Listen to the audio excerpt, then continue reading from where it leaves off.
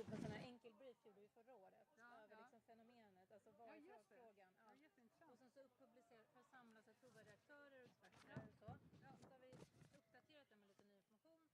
Och jag tänkte bara, det här jag föll på mig spontant nu när jag är här, liksom, men man kanske, om jag kunde få ta en bild med dig eller snabbt klipp med mobilen och så använder vi det längre fram bara för att sätta jättegärna. Det är bra. Och du var ju med på ett hörn i vårt samtal med PR Army och Ukrainian Forum förinspelad när Olena och Aishi Kurmet var i Stockholm. Henne var son som du... precis, det var just det. Ja. Så det har synts i våra format. Ja, det syns förut. I våra format också. Ja.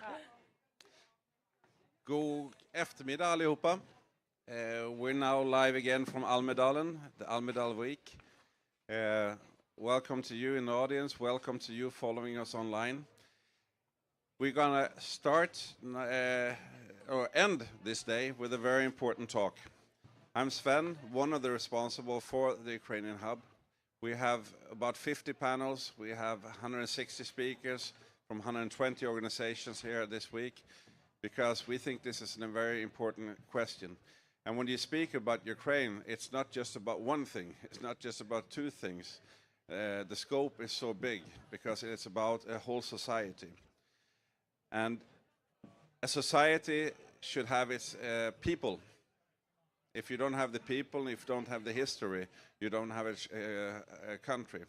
And to see that children are taken away, I've seen many movies about this, heard information. To see this happen is scary. So what happens and what are we going to do about it? And I'm going to let you introduce yourself. Thank you so much for coming here. Thank you, Sven, and thank you to all of the organizers for this hotspot talk. My name is Anna Guthrie. I'm the director of a Swedish think tank, Fri Värld, or Stockholm Free World Forum in English. And with us today, we have Kajsa Ollengren, previously presented here, Special Representative EU of Human Rights, former Defense Minister, former Interior Minister, and even Deputy Prime Minister of the Netherlands. Warm welcome, Kajsa. Thank you very much. Great to be here. And as said, this is a hot seat format on a topic which certainly deserves all of our attention. We're going to talk about the deported or kidnapped Ukrainian children. Please, Kajsa, from your perspective, tell us who are these children and why do we need to raise awareness of them at this moment?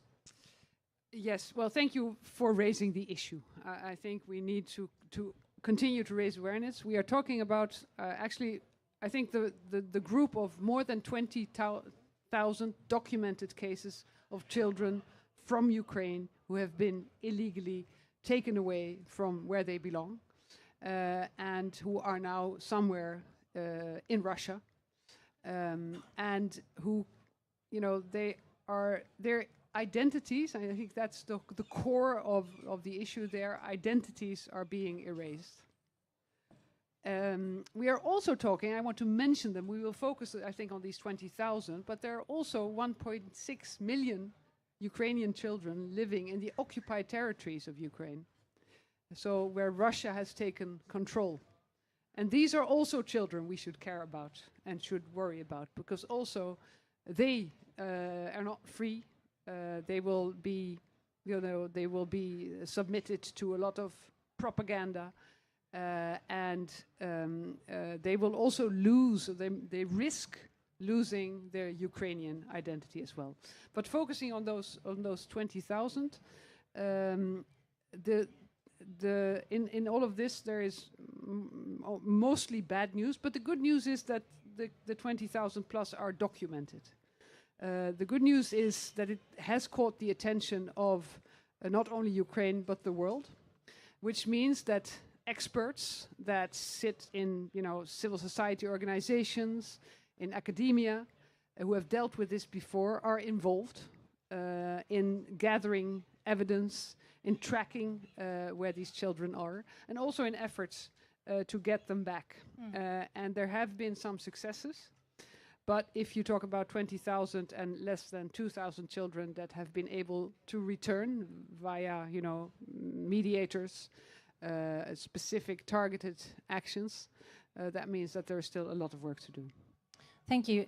20,610 I saw on the Ukrainian official records by June now that have been documented as either deported or transferred. But what does that mean in practice? What is a deported child? Taken to Russia and or some other country, of course, but in what way? Well, I would say every individual child is a person, is a child, a person in him or herself. And all their stories are different. And the problem is that what we know, we only know very little. What we know is those children who have been able to return, they can tell their stories. And there are some really, really shocking stories.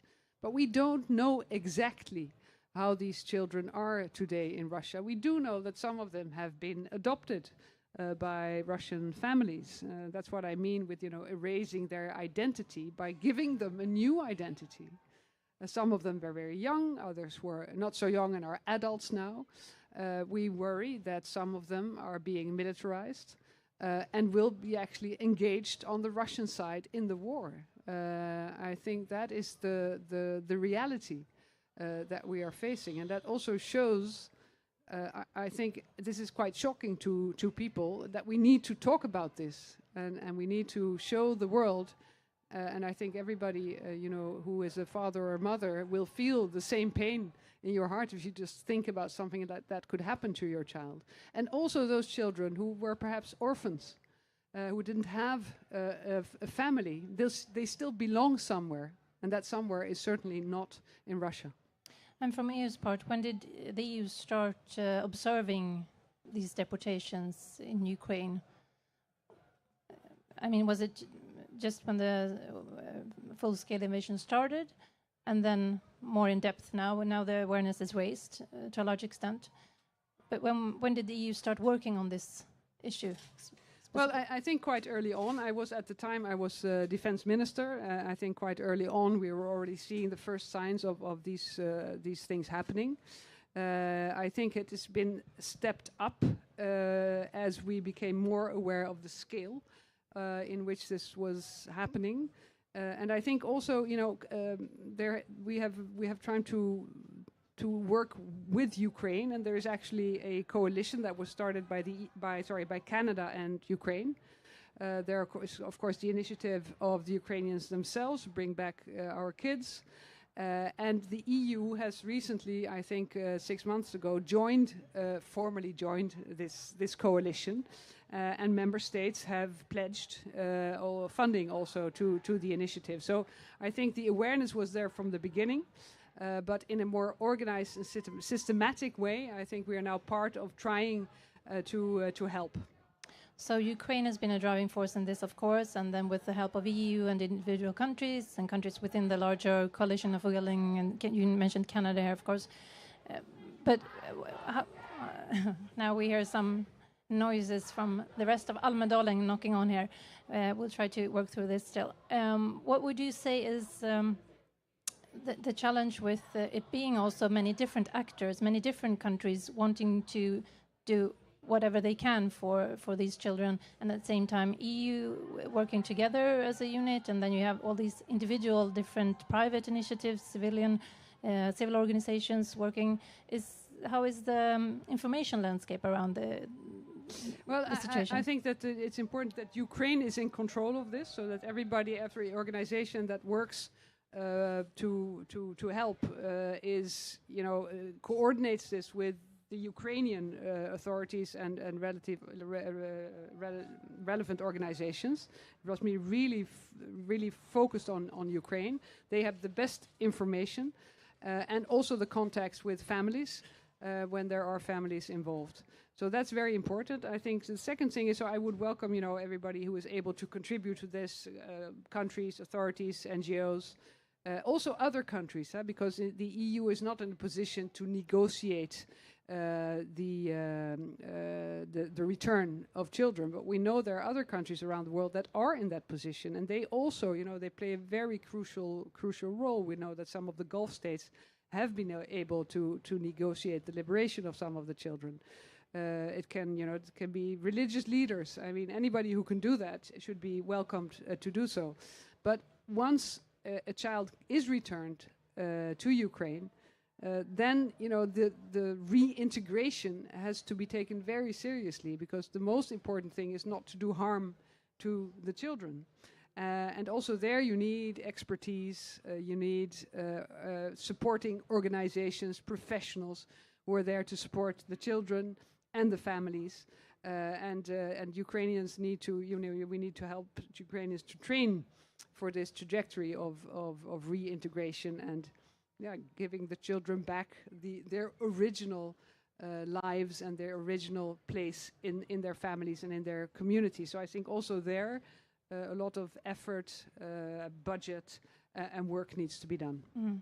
And of course, in all of this, it's very important to document and follow up and have a consistent database, I guess, of the whole situation to some extent, if possible. In the US, the Yale Humanitarian Research Lab was up until quite recently a very important organization in doing this. And then in 2025, their funding was withdrawn and had a withdrawal. Then it was restored temporarily, as I understand it. But what is the situation moving forward from now then? I mean, Ukraine has, as you say, has to have the first say, have control of the whole situation. But which other actors could take on more responsibility and even being a driving force for the future on this topic? Well, I think in the end it's Ukrainian, so I think everything should in the end be transferred also to Ukraine. But this database is important to keep it up to date, either on the US side or by transferring the database to the Ukrainians could be a solution for this. I think in the US, even though we know that things have changed under the current administration, but the issue of the Ukrainian children still has the attention. Also in the leadership of the country, we know that Melania Trump has raised the issue. When I talk to my counterpart at State Department, this is a matter of concern to them, where they will try to do what they can. So I think that is important. So we should not, think that they are out of this. They are not. They really want to engage on the issue of the Ukrainian children. But as you say, there are indeed other actors. But I think we should really try to focus in this coordination, also in this. We had this high-level meeting of all involved parties in this coalition, and Canada came with the foreign minister. The European Union was represented by the highest level. Both the president of the Commission, the High Representative spoke there. A lot of foreign ministers were there, and I think that's what is needed, is to make sure that we continue to fund this effort and that we don't give up. Also, in a case of what we all hope for, ceasefire, peace, then this topic needs to remain on the table. And from this most recent meeting with the states that you just mentioned here, there was quite a long list actually with several different concrete steps for the countries to align on. And we can mention a few of them, as you've already said, supporting Ukrainian return efforts, supporting return protection and reintegration, ensuring accountability for the future, etc. Is there anything missing here when you look at this? Is there anything you would have liked to have had even more agreement on, which could kind of fast track the help forward? I wish there were things that we could fast track and that we could speed things up, and that we could have direct access to Russia to do this. But that's not the situation. So I'm happy that we have this coalition. I'm happy with the cooperation with Ukraine. I'm happy with the message that the return of children must be part of any future ceasefire and peace deal. It needs to be very high on the agenda, because it is part of a whole system of justice and accountability. And I think that is the most important thing. And Canada already announced they will have a new high-level conference. I think it's in September already in Toronto. So that means that we have countries who will continue to push for this, who will continue to raise the awareness also in our own countries, and that it will, for the European Union, remain perhaps the key focus in the efforts that we do. Mm. And in the beginning, you mentioned the identities of these children, and that they are being erased. To those who are listening now who are not so familiar with what that means in essence, could you give some more background to the reasoning of actually the Russian deportations and put it in a timeline? Because this is not a new phenomenon, even if it's very visible to all of us at the moment. Well, it's not a new phenomenon, not in the context of Ukraine, but also not in the context of Europe. And actually, this is what the Nazis did during the Second World War with children from my country, for instance, from the Netherlands. So it is indeed something that has happened before, and it's absolutely very, very cruel, this practice. And your question, I can hardly answer it, because I simply, as a person, can hardly understand how you can do this. To someone else, because you are sort of denying the fact that there is something as an Ukrainian identity, and you're making the case by taking children and sort of proving that you can turn them into something else, Russian, and it's really quite beyond the imagination for many people. But that is the practice, and that is what they're doing. Giving children new names, a new language. And a new home, and really indoctrinating them with false narratives about Ukraine and about Russia and about where their home is supposed to be. And that's a very effective way to erase whatever they were before. And since this is a systematic practice, could you tell us a bit about how what we know at the moment on how this is conducted, since it's not just individual organizations or families that have captured this or that child? No, well, like I said, we know that the cases have been documented, but we don't know in each individual case what their exact situation is, what they are subjected to. But we see certain trends, like the militarization that I mentioned. We know that is something that Russia does, not only to the Ukrainian children, but also to the Russian children. They start very early on with military training with weapons. They have boys that are 12 years old in schools that learn how to handle a weapon. I mean, why do you do that? You do that because you want the people to be ready to go to war, to go to the front, to fight. I mean, in countries here in Europe, we would not do that. We would not consider that acceptable to submit children to these kind of practices. So, as I said, we need to know more, and we need to find ways to return the children, and we need to understand how they have been living in some cases for already over 4 years. Because that is a very long time. And that's why I also mentioned the importance of, once returned, of how to help these children, how to help these families to return to the normal life, because we can all understand that doesn't just happen overnight. It's not enough just to go back, but you have to process everything that has happened to you, and you have to try to come back to the person that you once were. And we should say that there are a few children who have actually been brought back home. Is there anything there that you would like to give us some more information about, any concrete example that you've engaged with? Yeah, I think it's important. So, as I said, we know very little, but what we do know is from some specific cases where children and their families have also chosen to speak out. We know the story of Sasha Radchuk, who was 11 years old when he was torn from his mother at Mariupol, and he had to pass through what we call then a Russian filtration camp, And in that camp, he was told that his mother didn't want him any longer. He was told, your family is not interested in you anymore.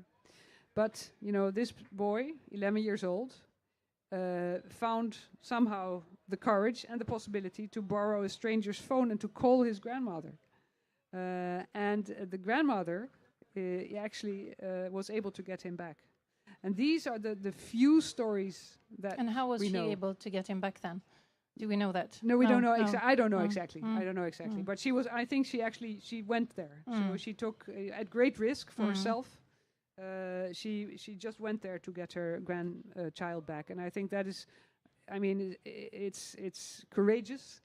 I think it's what you do if you hear your grandchild on the phone. But we also have to know that there are so many others like him, like Sasha, who were not able to borrow a phone or didn't know the phone number of their mother or their father or their grandmother, or who were just simply not allowed by Russian authorities to get in touch with their family. So it's one isolated story, but every single child has a story that they are not able to share with us right now. And you mentioned in the beginning of our discussion here that the awareness has been raised, and we're in a different situation now. When we discuss this, more people are more aware of the topic. What would you say is the challenge when it comes to dealing with atrocities towards children? Is it getting the public opinion to hear it properly, or is it political leadership that's falter? Is it something specifically when it comes to children that makes it more difficult to deal with? I don't know if it makes it more difficult to deal with. It makes it definitely something that people will relate to. I think that's why it's so important to continue to raise it, because people really feel how wrong this is. And then I'm talking about the abduction of the Ukrainian children, but also of just children in armed conflict also elsewhere in the world. So I think it's very important that children have rights, and children also have the right to security and to protection. And these rights are being denied to those children. So for me, it's really part of human rights that are violated. As we discussed, knowing about this, documenting this, and also, the European Union has sanctions in place. The ICC has arrest warrants out also because of this. And that means that there also has to be accountability at some point. So those people responsible for these crimes must be held accountable. And I think that is extremely important, both in Ukraine and in The Hague, and any other place where you can prosecute these people who are responsible for this. That's also why we need the documentation. Of course, first and foremost, to try to get the children back, but secondly, also to get justice. And so far, have you been able to see any direct consequences of these sanctions that are put in place now? Well, the people that are sanctioned are in Russia, but they are sanctioned personally. So I hope they feel it, and I'm sure they do. I mean, they are limited, of course, in what they can do. They are named. So I'm sure that is already very, very significant and very important to do, but it's not enough, of course. And in a recent report earlier this spring from actually Jail Humanitarian Research Lab, it's also addressed other countries could be involved when the children are deported. So how much do you know about that, if there are children going to other places than Russia specifically? Personally, I'm not aware of specific cases where, but of course you cannot exclude it, because Russia has a few countries that it coordinates its things with. I'm thinking about Belarus, but there are also others. So I can certainly not exclude that there is some kind of involvement there. But I think the perpetrator is Russia, and I would be interested to hear from them. If we know more, then of course everybody involved should have the same should bear the same consequences. Thank you. And I think now would be a good time to see if there's anyone in the audience who'd like to pose a question to Kajsa? Or a comment? Reflection?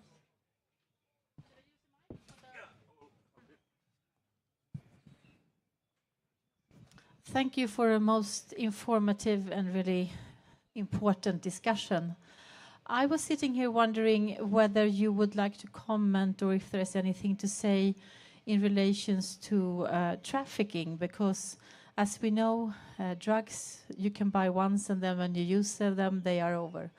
But children abducted in this horrific way, and now you just touched on that, maybe the relations with Belarus. Is there a systematic or investigation whether this also is one of the effects that now is put on these abducted children, that they are sold further on?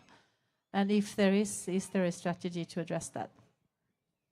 Well, as I said, Ukraine, with the help of the actors I mentioned, has been able to track and trace more than 20,000 cases of children, and that means that more or less know where they are and how they came from Ukraine or from occupied territory into Russia.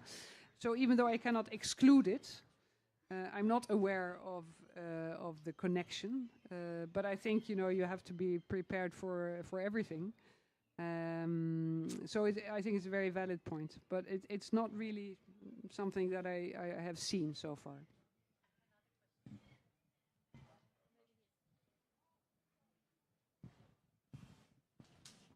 You mentioned that it's almost or completely impossible to understand the logic behind these actions.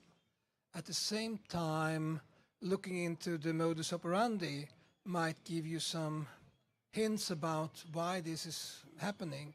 And as I understood you, this has happened since the full-scale invasion.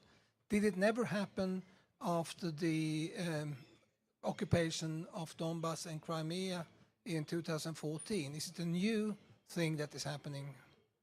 Well, as far as I know, the scale of it is new and happened after the large-scale invasion.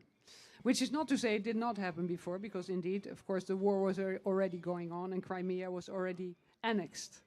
And Crimea itself has been Russified, of course, after 2014. So, as I said, we're talking now about 20,000, but there are also the children living in annexed territories, including Crimea, that to a certain extent are going through the same thing.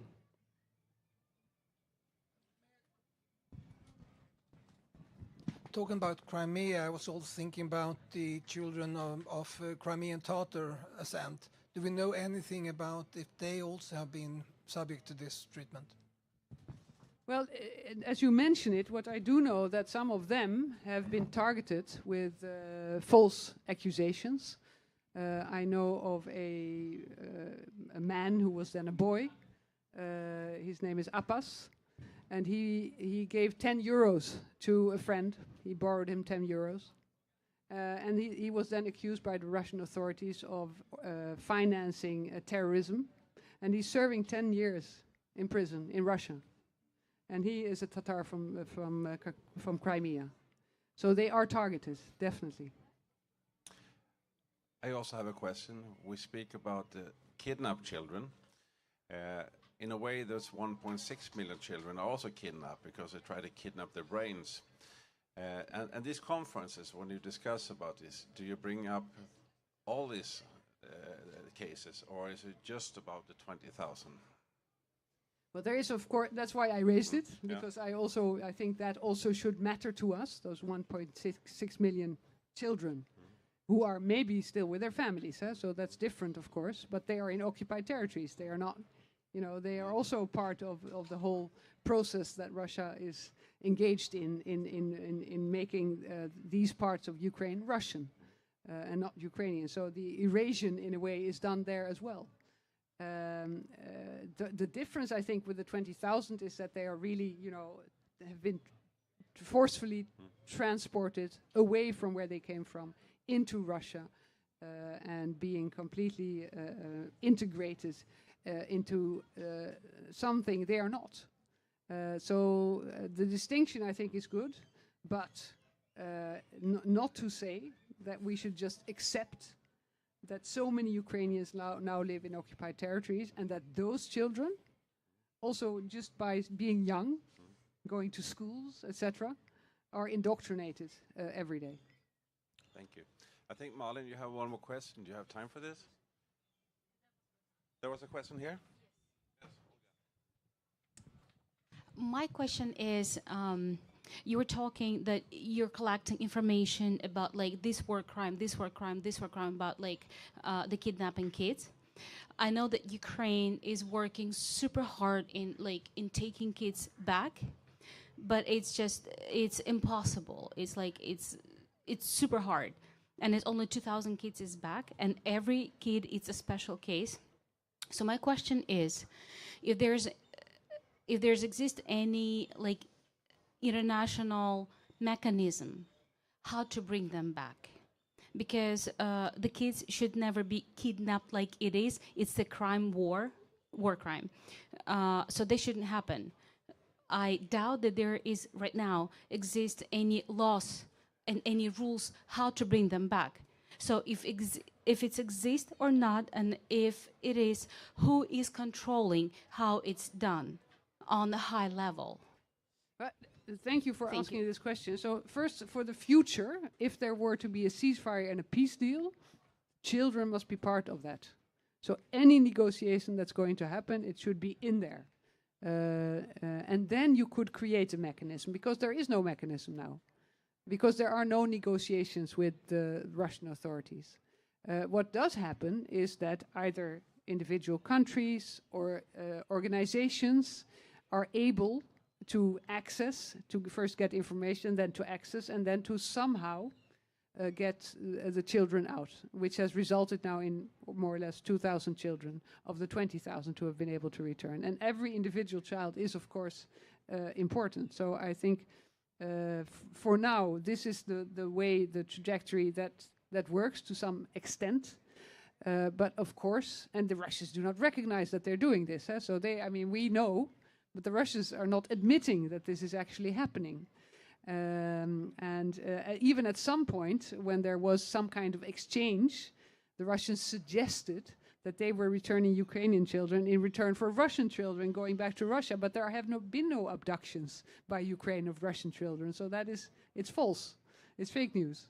That's also very important to say. You can exchange prisoners of war, but you cannot exchange abducted children, as there is only one side abducting Ukrainian children. So, no, there are not really, mechanisms in an organized and structured way with a negotiating table where you could say we want this and we want that. But we do know that there are possibilities to act now, and if and when there is a negotiation going on, I would put the children really top of the list.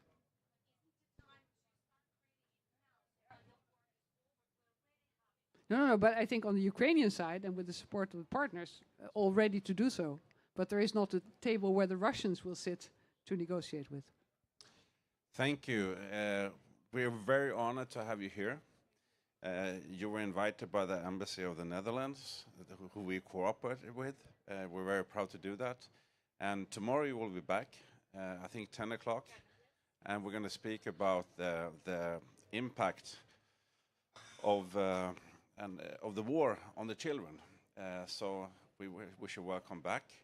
I also like to spread a word about a thing that Christina and I from Refugee Hope are very proud of, and that is that together with the city of Stockholm, we were able to plant a tree.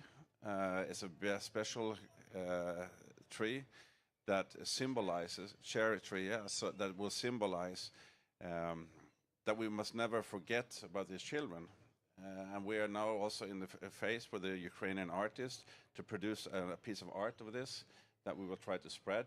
And I encourage cities all around Sweden and all of Europe to do this, because it can be a visible symbol of the children that we must not forget. And it should be a visible place, and it should be a beautiful tree.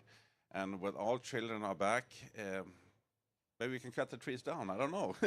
But no, So take that with you. Plant a tree, not because they're gone forever, because a tree can be a hope for life coming. So thank you for your talk here. Thank you, Anna, and thank you, Kaisa, for being with us. Thank you. Ah, yes. And not only me will thank you, we also have Timur who will contribute to the thank you of the day.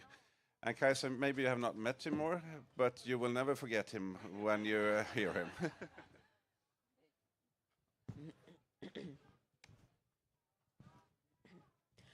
Я зійду колоском на землі, що так пахне полином. Теплим літнім дощем упаду на родючі поля. Все для тебе зроблю, тільки б ти ожила, Україна. Ти для мене, як мати, єдина і рідна моя. Ти у весняній красі, ти у прозорій сльозі, у червоній калині, у піснях солов'їних, ти у серці моїм, Україно. Я з вітрами надій над тобою розвію тумани, і дорогу любові до серця твого простелю. Зачарую тебе найщирішими світі піснями. Синє небо для тебе, країна моя, прихилю. Ти у весняній красі, ти у прозорій сльозі, у червоній калині, у піснях солов'їних, ти у серці моїм, Україно. Ти у серці моїм, Україно.